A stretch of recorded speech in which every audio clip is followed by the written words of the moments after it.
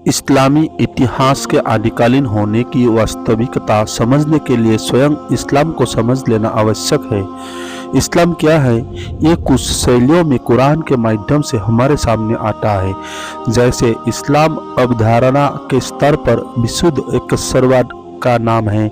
यहाँ विशुद्ध से अभिप्राय है ईश्वर के व्यक्तित्व, उसकी सत्ता व प्रभुत्व, उसके अधिकारों में किसी अन्य का साझी न होना, विश्व का बल्कि पूरे ब्रह्मांड और अपार सृष्टि का यह महत्वपूर्ण व महानतम सत्य मानव जाति की उत्पत्ति से लेकर उसके हजारों वर्षों के इतिहास के दौरान अपरिवर्तनीय, स्थायी और शाश्वत रहा है। इस्लाम शब्द का अर्थ शांति व सुरक्षा और समर्पण है।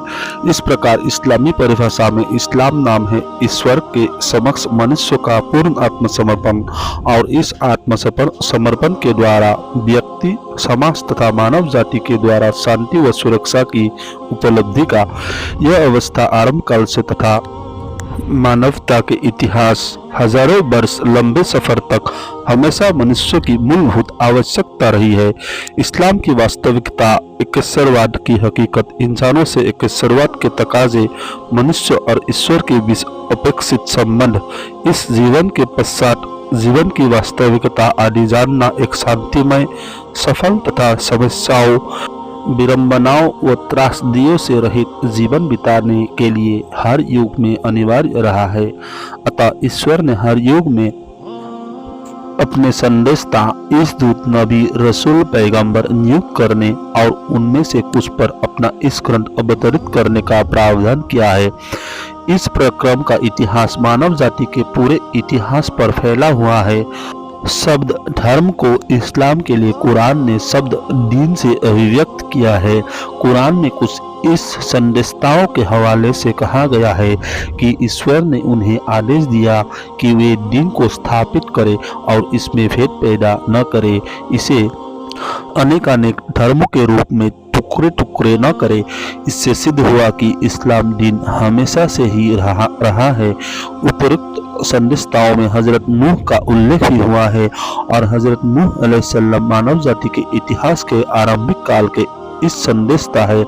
कुरान की उपरोक्त आयत से यह तथ्य सामने आता है कि असल दीन इस्लाम में भेद, अंतर, विभाजन, फर्क आदि करना सत्य विरोधी है।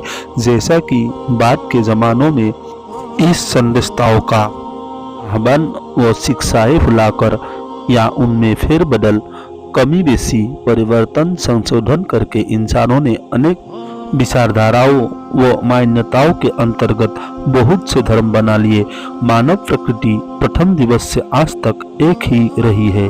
उसकी मूल प्रवृत्तियों में तथा उसकी मौलिक आध्यात्मिक, नैतिक, भौतिक आवश्यकताओं में कोई भी परिवर्तन नहीं आया है।